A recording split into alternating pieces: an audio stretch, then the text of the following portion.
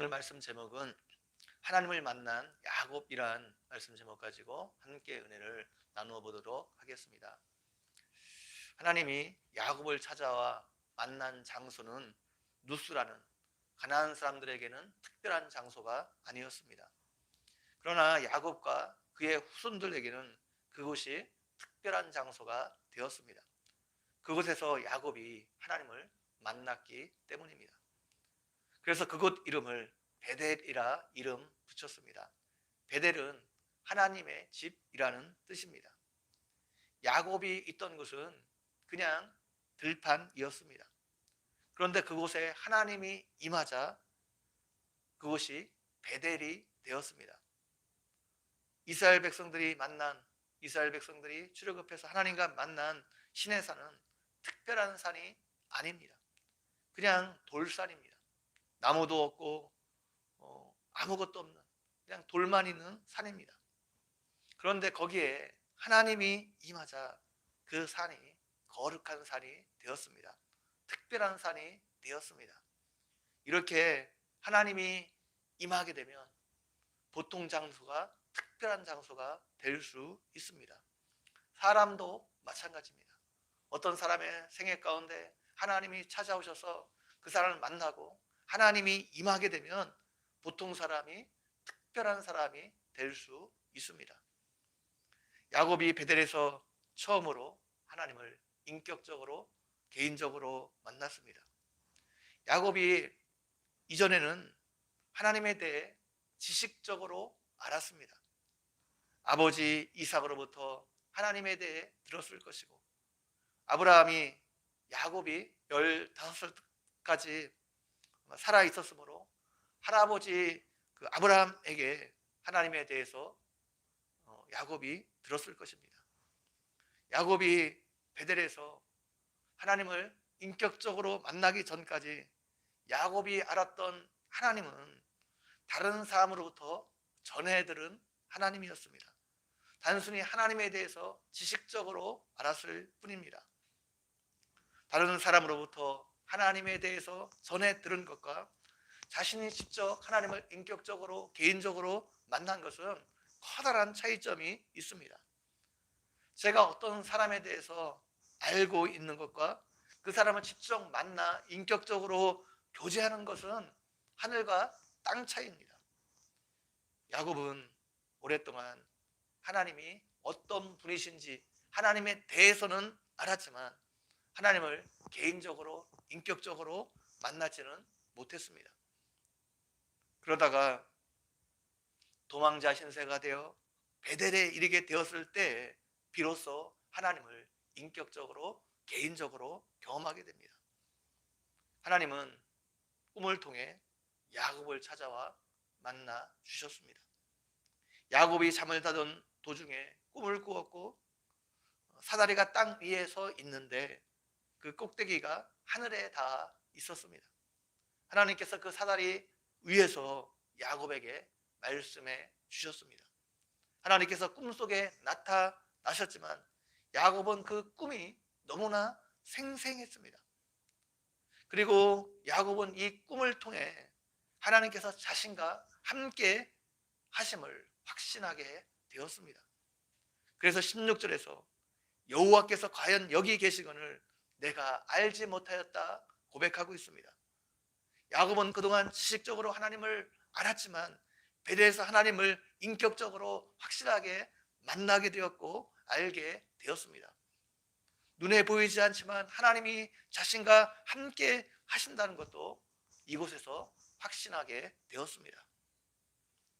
우리가 이 땅을 살아가면서 특별한 사람이 되는 것은 우리가 외적으로 많은 물질을 소유한다든지 아니면 외적으로 무슨 지위에 올라간다든지 명예를 갖게 된다든지 그런 데 있지 않습니다. 하나님이 그 사람 가운데 임하시면 그 사람이 특별한 사람이 될 수 있습니다.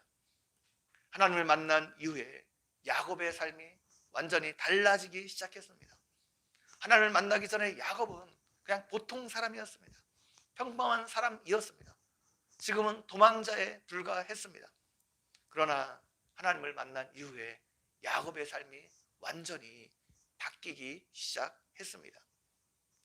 하나님을 만나고도 이후에 야곱은 여전히 어려움을 많이 만났지만 그 어려움들을 통해서 야곱은 신앙적으로 인격적으로 계속해서 조금씩 성장하기 시작했습니다. 결국에 그는 신앙의 거장이 될 수 있었습니다. 12지파를 이루는 기초가 되는 사람이 되었습니다. 오늘날 이스라엘이라는 나라의 이름이 바로 이 야곱의 이름에서 유래되게 되었습니다. 하나님을 만나고 보통 사람이었던 평범한 사람이었던 야곱이 특별한 사람으로 빚어지고 있습니다. 우리도 마찬가지입니다. 우리가 하나님을 만나면 우리는 특별한 사람이 될 수 있습니다. 하나님께서 우리를 특별한 사람으로, 믿음의 사람으로, 신앙의 사람으로 빚어지게 하실 것입니다. 하나님의 은혜는 예기치 않게 임합니다. 야곱은 잠을 잘 때 하나님을 만났습니다. 잠을 자는 동안은 우리가 통제할 수 없는 시간입니다. 하나님의 은혜는 내가 통제할 수 없는 시간에 내가 통제할 수 없는 방식으로 우리에게 임합니다. 그렇다면 우리가 하나님의 은혜를 받기 위해서 간절히 사모하고 기다리고 노력하는 것이 필요 없다는 말입니까? 그렇지 않습니다. 하나님의 은혜는 오늘 야곱이 만난 것처럼 예기치 않는 시간에 예기치 않는 방식으로 우리에게 임할 수 있습니다. 그러나 기도하고 깨어있는 사람이 그것을 알아차릴 수 있습니다.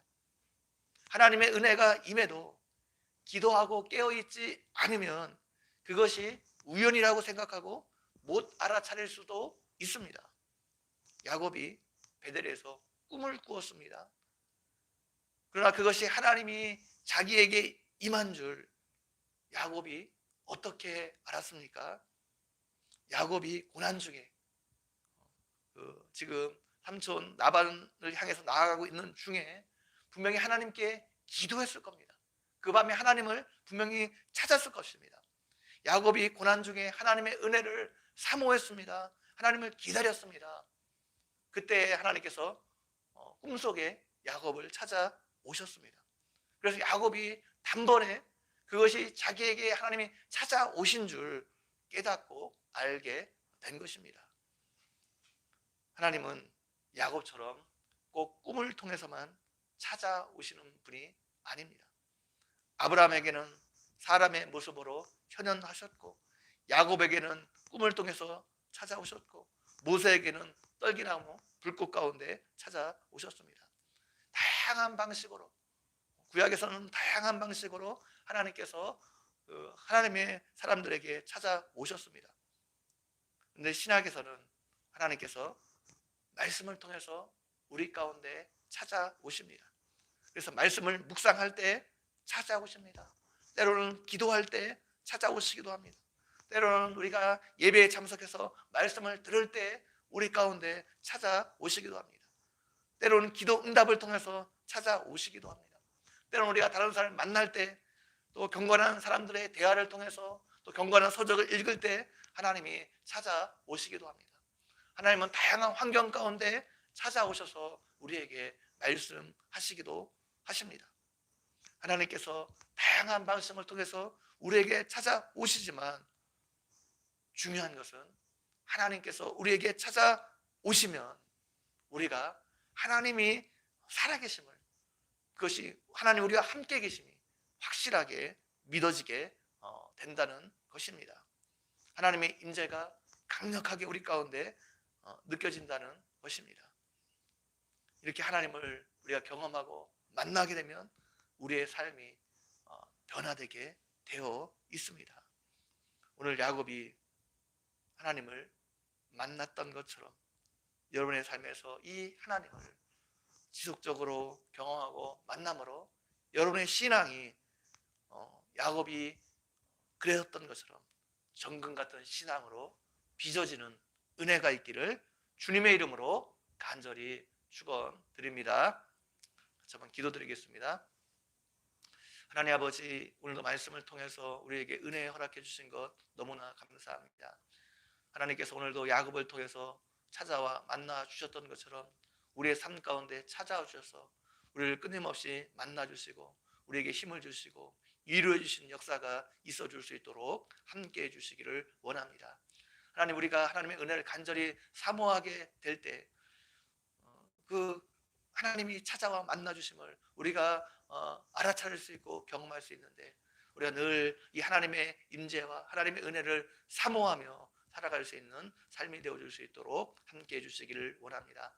오늘 하루도 하나님께서 우리 삶 가운데 간섭해 주셔서 하나님의 뜻대로 하나님 기뻐하신 대로 한 날을 살아갈 수 있도록 함께 해주시기를 원합니다. 감사합니다. 예수님의 이름으로 기도 올려옵나이다. 아멘.